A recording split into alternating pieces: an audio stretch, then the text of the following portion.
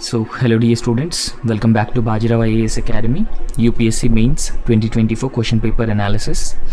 So in this particular session, we have some questions from General Studies paper 3, and one by one we'll try to discuss all these questions which are being asked in General Studies paper 3. So this will be a detailed analysis.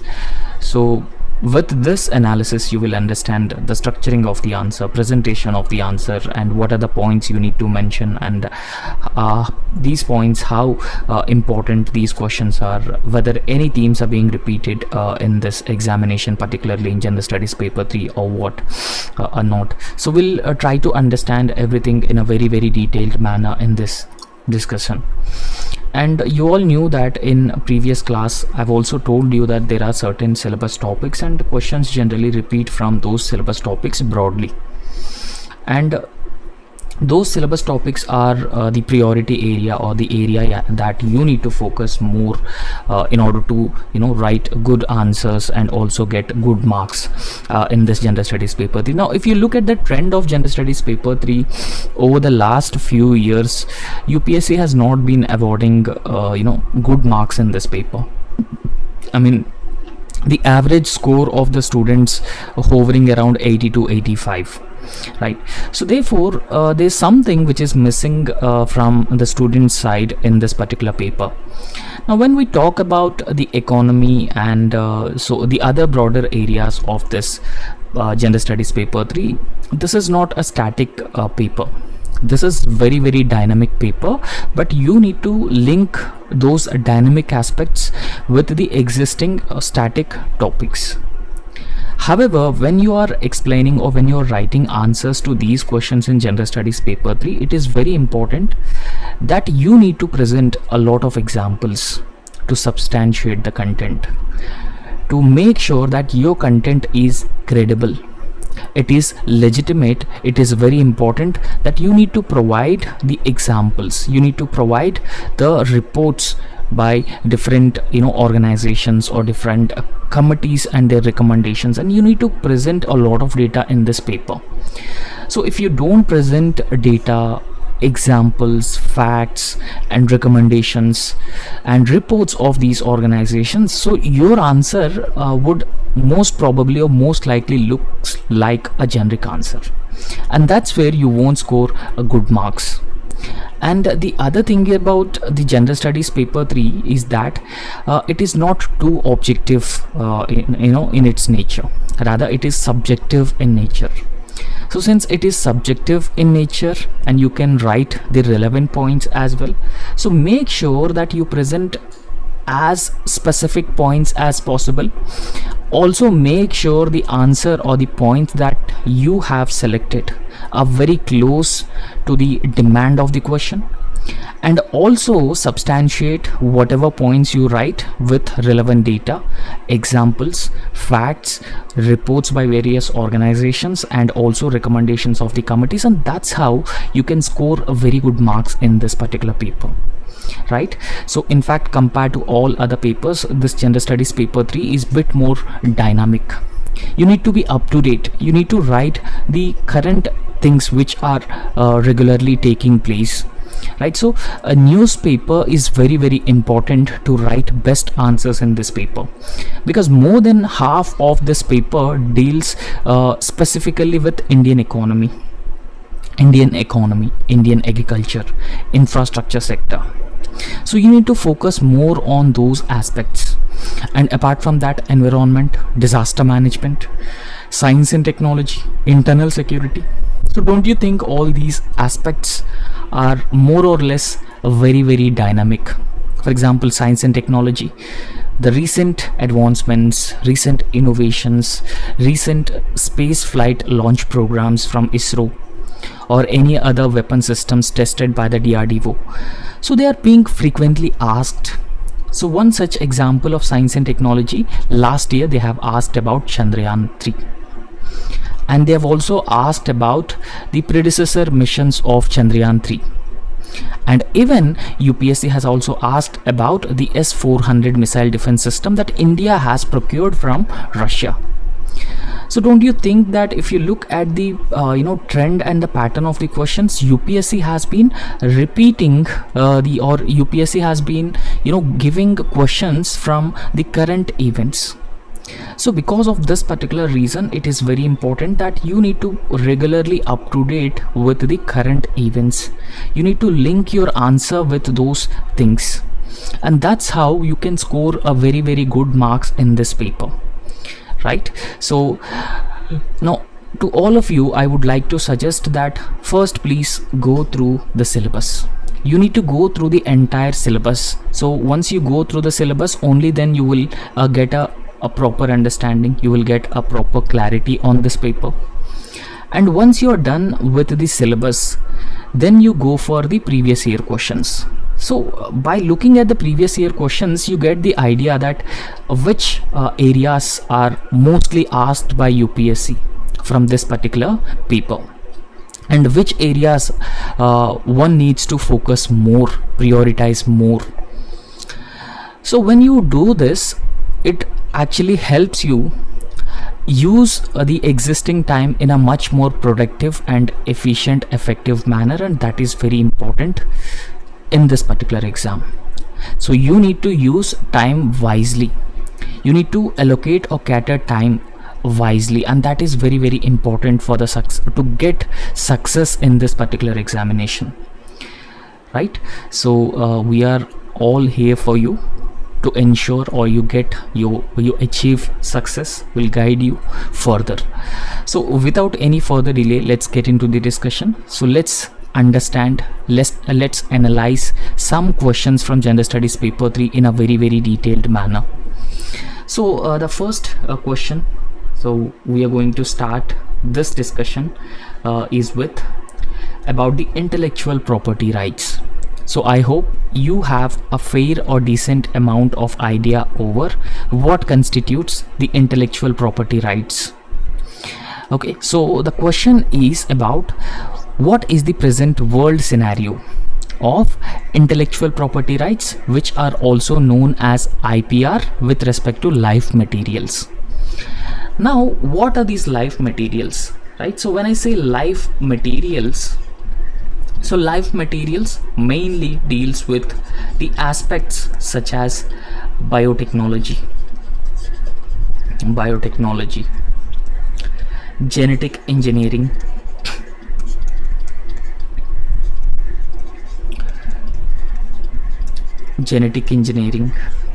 and it also deals with the biosafety aspects of Nagoya Protocol and Cartagena Protocol, and it also deals with the biopiracy aspects, which is rampant especially in the developing and less developed world, perpetrated by the multinational companies.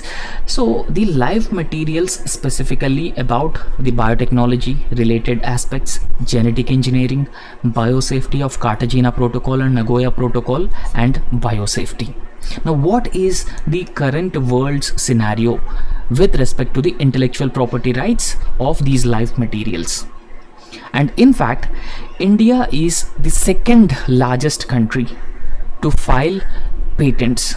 So if you look at all the countries, China, US, and countries in Europe, so India is a second to file the patents across the world. Still only few patents which are being filed are being commercialized, or the commercial value of those patents realized by the actual holders of these patents are very, very few in India.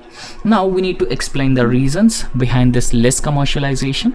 So right now I would like to explain what is intellectual property rights.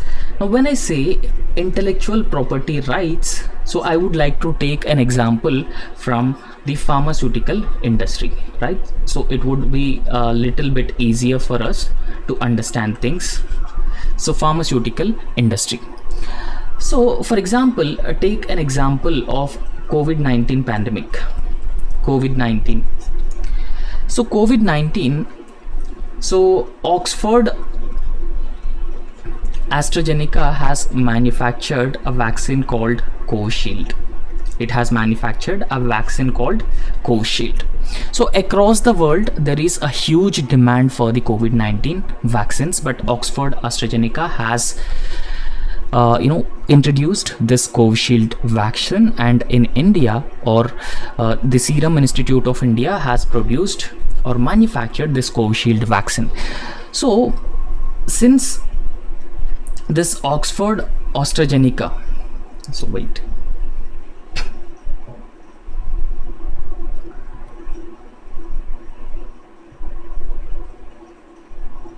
yeah.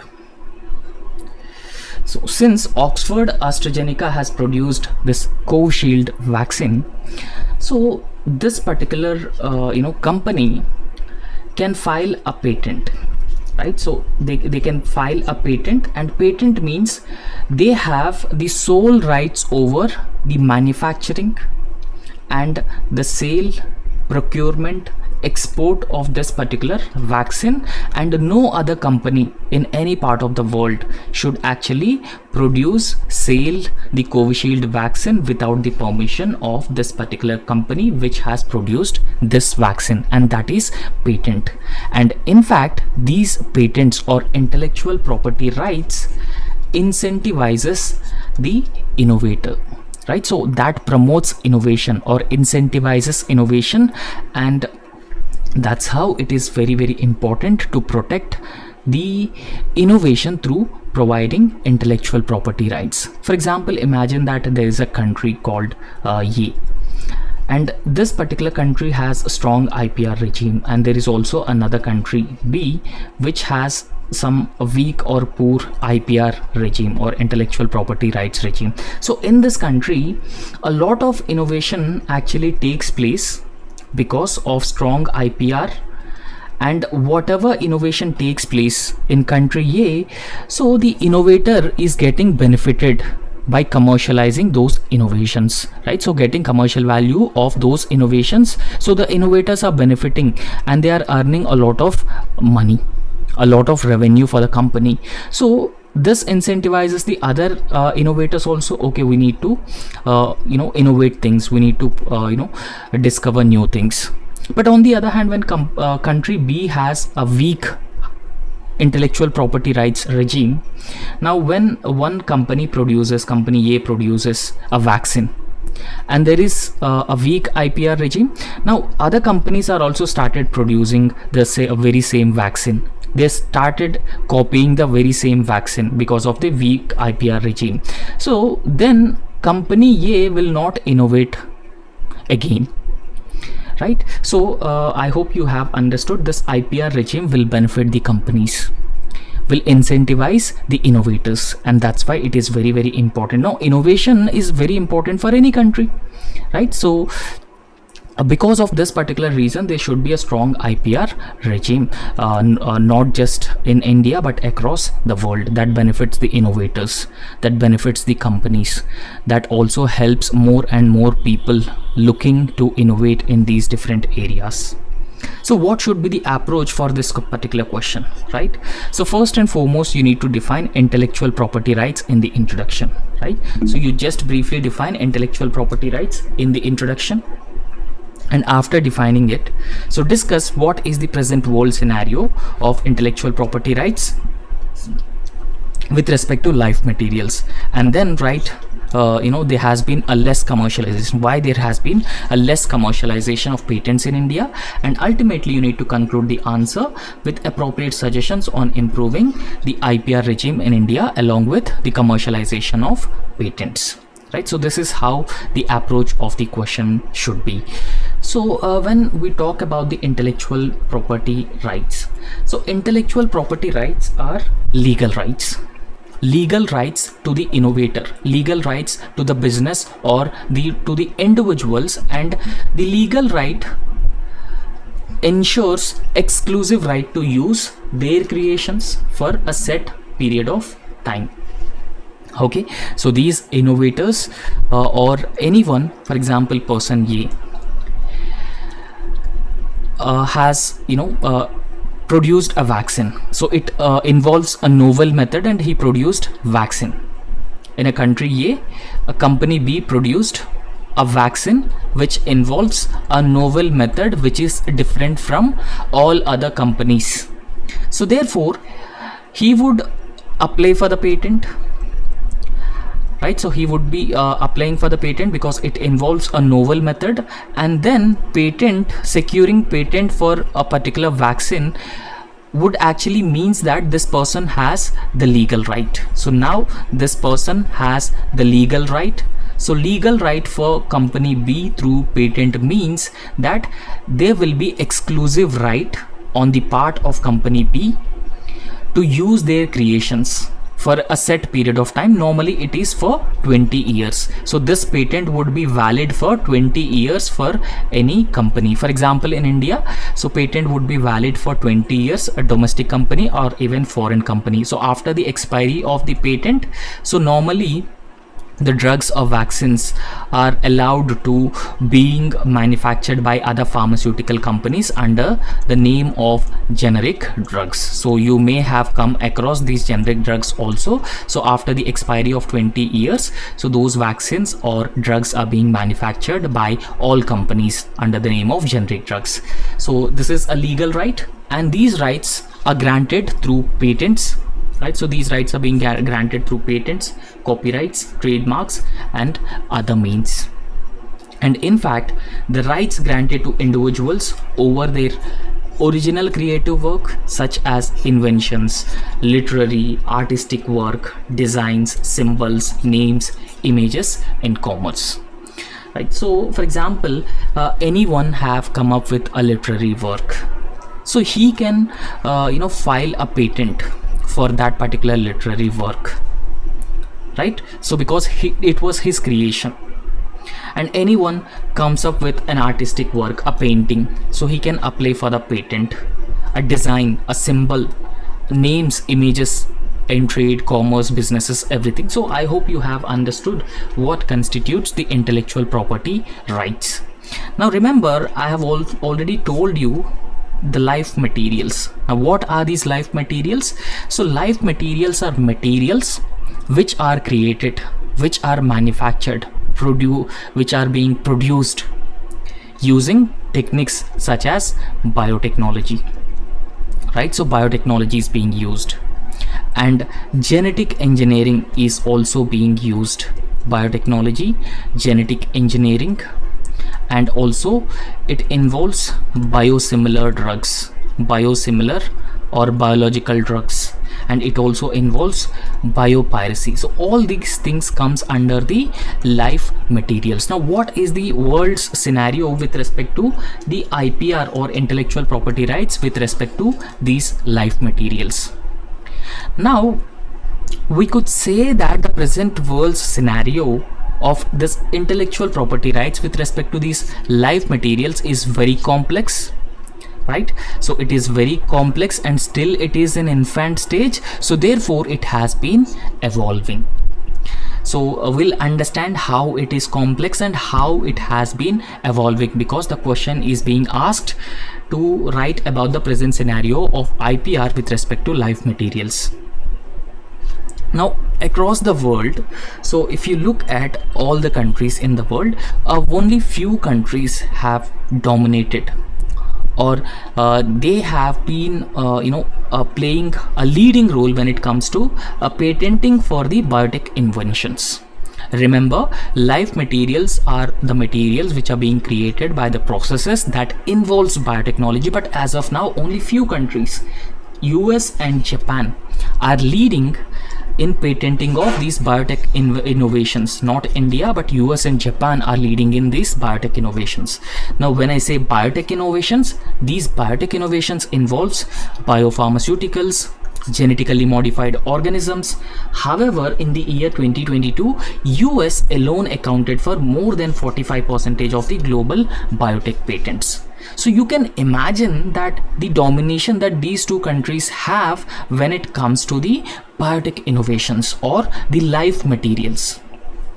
And in fact, there are a lot of agreements like Nagoya Protocol and even Cartagena Protocol on biosafety and living modified organisms, biosafety and the living modified organisms. So we all knew that there's a convention on biological diversity that the world has signed in the year 2002. So under the convention on biological diversity, so there are two different protocols, and these two different protocols deals with the living modified organisms, and that could threaten the biodiversity, right? So there are agreements such as Nagoya Protocol, and this agreements Nagoya Protocol and Cartagena Protocol, so they aim to balance the intellectual property rights of the companies, rights of the individuals and businesses with the biodiversity conservation. Remember, so the Nagoya Protocol and Cartagena Protocol, so they are part of the Convention on Biological Diversity. So these protocols or agreements are aimed at balancing IPRs of the individuals, countries, businesses with the biodiversity conservation, so thereby emphasizing on fair access and benefit sharing from the genetic resources. And in fact, there are also issues like biopiracy.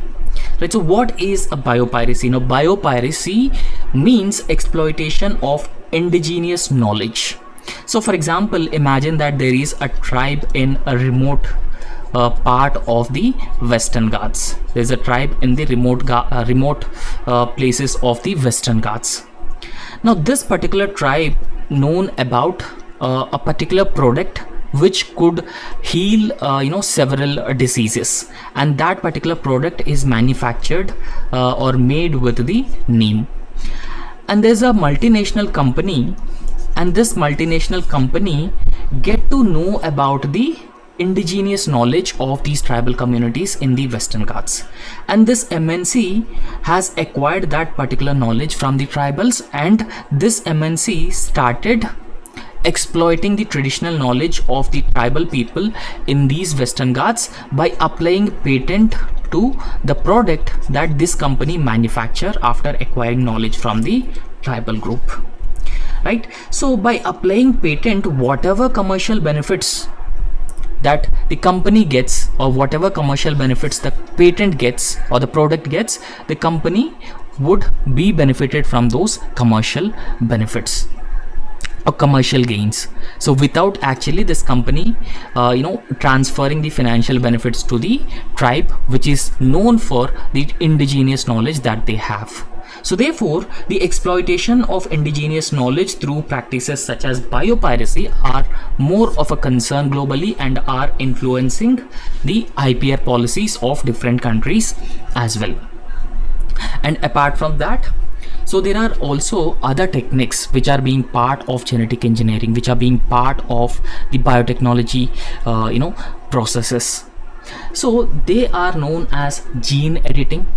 So to alter or remove or change the undesirable genes within the genetic structure of an organism, that is known as the gene editing. I hope all of you knew about this.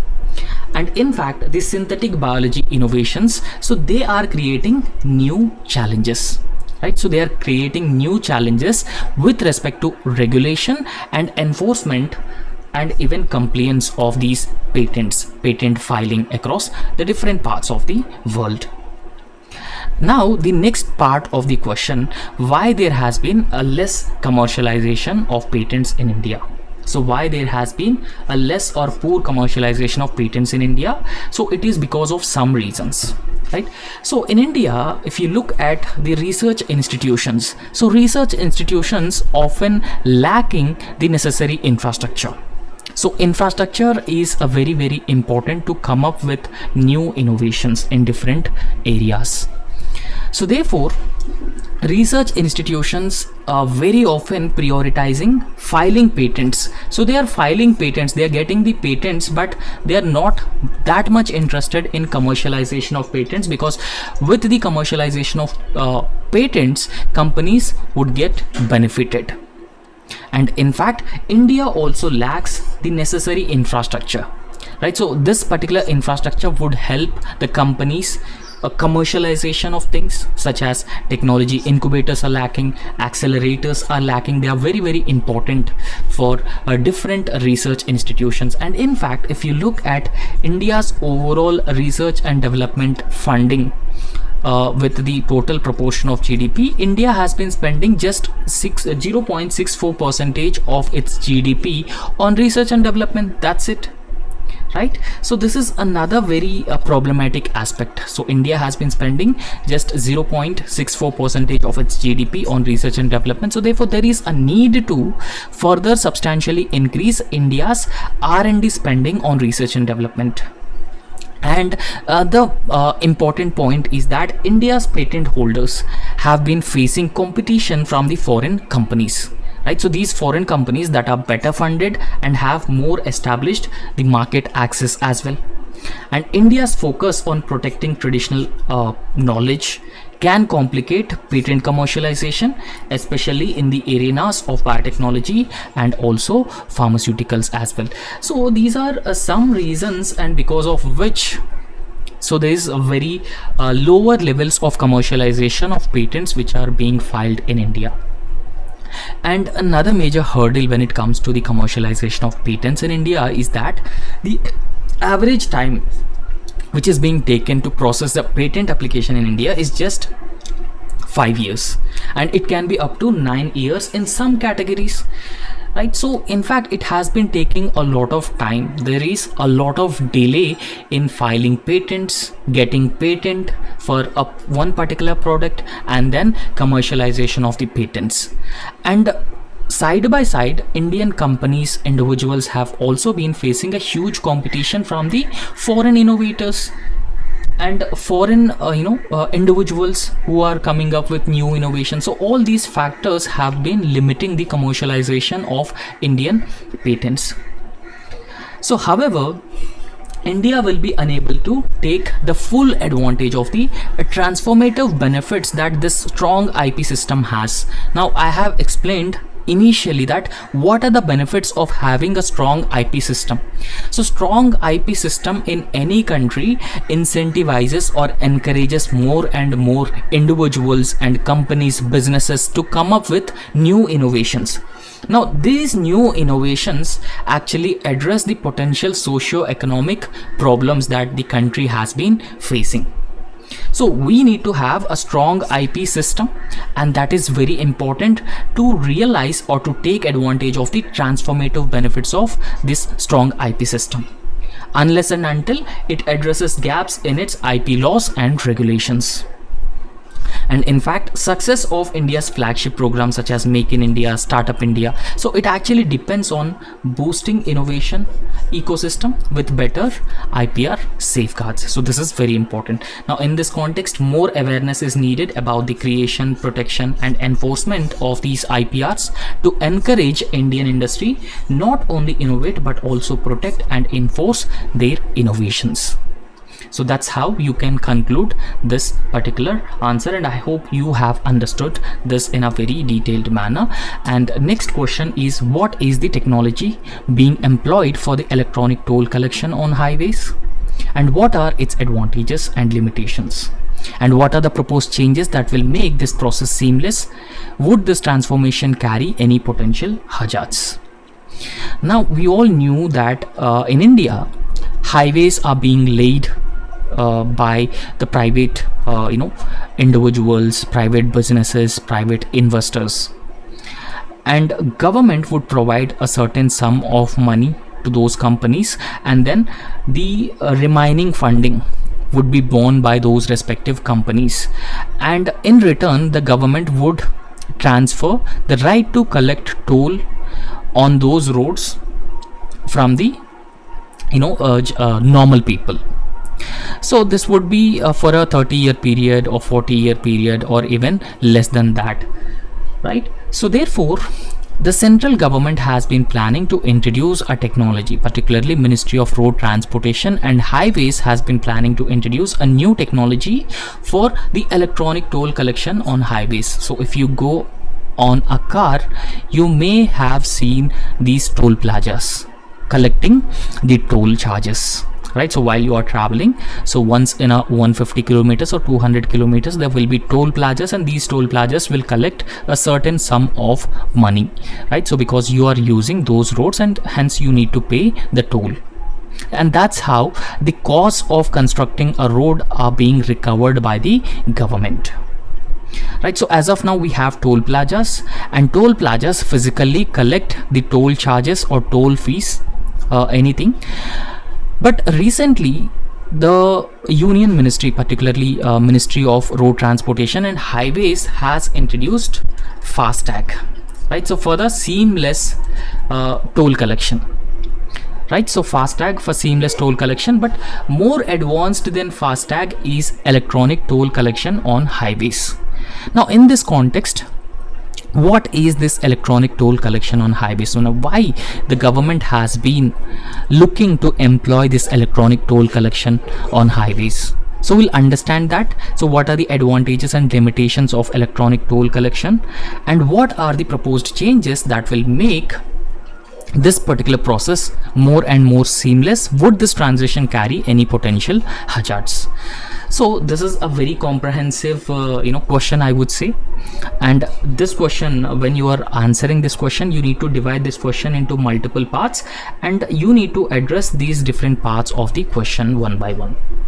Right, so first and foremost, we'll try to understand the approach. Now what is the approach of the question? Approach is very simple. Firstly, you need to briefly describe or define what is electronic toll collection, and then mention which technology is employed for the electronic toll collection on highways, and then discuss the limitations and advantages of electronic toll collection on highways, and then mention proposed changes which will make the electronic toll collection on highways would be more and more seamless.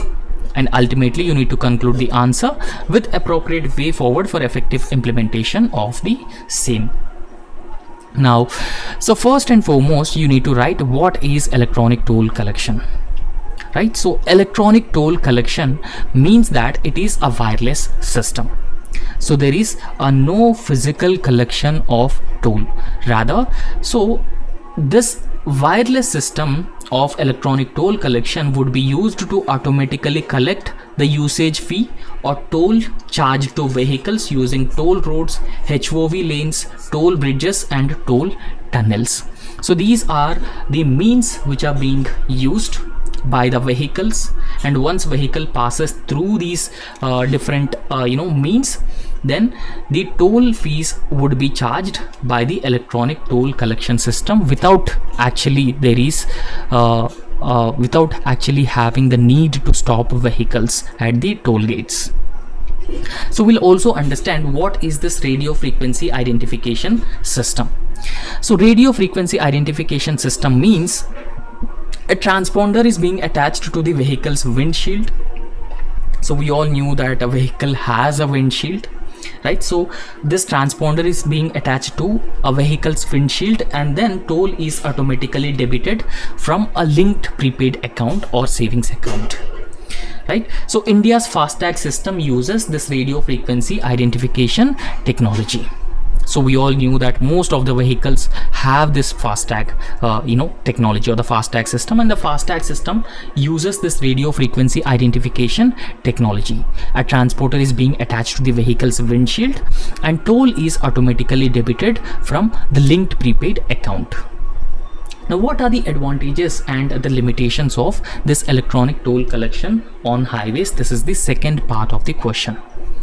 Right, so there are certain advantages and limitations as well when it comes to, or when we discuss about the electronic toll collection system on highways, right? So what are those limitations? The first, a very important limitation of electronic toll collection on highways is that there are a lot of technical glitches, like malfunctioning of the FASTags, poor signal reception and unresponsive sensors, and they can actually cause a lot of delays in the functioning of this electronic toll collection system, right? So when these things don't work properly, so again they create a lot of hurdles when it comes to the smooth and seamless movement of the vehicles. So therefore there is a need to address these technical glitches, such as malfunctioning of the FASTags through radio frequency identification technologies and poor signal reception and unresponsive sensors. So all these things can cause a huge delays. And limited coverage is another major problem, because not all highways have the electronic toll collection systems, which can lead to inconsistent user experiences as well. So that would be another major problem. And rural and remote areas may not have the infrastructure to support this electronic toll collection system, because a lot of roads actually passes through the remote rural areas, and there may be no infrastructure that could support the electronic toll collection, and this is another limitation that has to be addressed. Right. So in fact, not all highways have these electronic toll collection systems. So in order to ensure that all highways have this electronic toll collection systems, so there is a need to build a robust infrastructure. Right. So these infrastructure gaps are also existing at different levels. So electronic toll collection system collect and store user data, and that can raise privacy and security risks as well. So infrastructure for electronic toll collection systems can be more and more expensive to implement and also maintain. Right. So however, the electronic toll collection system has a certain advantages. Now what are those advantages? We'll try to understand them. Right. So electronic toll collection system eliminates the need for vehicles to stop at toll booths. There's no need. For example, imagine that this is a toll gate and this is the highway that the vehicles actually passes through, and they have to stop the vehicle and they have to pay the toll gate fee, and then they have to pass. So however, so with the electronic toll collection system, so vehicles, there's no need for the vehicles to stop at these toll gates or toll booths. So that would reduces the traffic congestion on these highways. So traffic congestion at the toll gates or the toll booths is a very serious problem that has been creating a lot of traffic congestion. And in fact, the electronic toll collection system automatically charges the toll. Right. So once the vehicle passes through the toll gate, the electronic toll collection system would automatically collects or charges the toll, and that would reduces transaction time compared to the manual toll collection. Right. So there's no need for the manual toll collection because there's already electronic toll collection system which is in place at this particular toll gate on this highway. And in fact, so don't you think that when there is no traffic congestion, when there is no need to stop the vehicles at these toll gates, so that would significantly reduces the emissions from the idling vehicles at the toll booths, particularly heavy vehicles. When you start the vehicles, they would releases a lot of emissions. And when there is no need to stop vehicles near these toll gates, particularly the heavy vehicles, so that would substantially reduces the carbon emissions or other vehicular emissions, and that would also help India meet the emission targets. Right. So under the Kyoto Protocol emission targets of the Paris climate deal. So better revenue collection, the electronic toll collection system would reduces the human error, would reduces the leakages, would reduces so other corruption related aspects, and even risk of cash leakage or fraud. So all these things are being eliminated, and because of this particular reason that there are a lot of advantages with the electronic toll collection system, so it is being implemented on a large scale. So another major advantage is that the cost efficiency, because so when you are installing the electronic toll collection system across these highways or toll gates, so it will not cost too much money. So cost efficiency is very important. So it is cost effective, but it has been improving the collection of revenue by preventing the human errors, leakages of fraud. Right. So there are a lot of advantages, and it would also reduces the operational cost. There's no need to regularly maintain this, and because of that reason it would reduces the operational costs which are being involved with maintaining toll booths and even the manual toll collections as well. Now what are the proposed changes which will make the electronic toll collection on highways would be more and more seamless? So there is a need for the nationwide standardization of this electronic toll collection system. right? So introducing a uniform electronic toll collection technology across all highways in the country, so that would ensure seamless travel and toll collection across the country, and that is the area that we need to focus on. And in fact, interoperability is creating a system where radio frequency identification tags work across different toll plazas which are being managed by various agencies, and that would allows the smoother transactions between toll zones. And improved infrastructure, because modernization of toll plazas with better sensors, faster processing units, more efficient power backup systems, so they can substantially reduces the downtime, and they also enhances the user experience as well, right? So central electronic toll collection system would be the actual need of the hour here. And in this context, creating a virtual hub, and this virtual hub actually act as a web application for all stakeholders to interact with or link with or connected with the central electronic toll collection system, can effectively manage the accounts, issue tags, process transactions, and many more. So ultimately it would be cost effective, and in fact it would also results in more efficient and effective toll collection systems, right?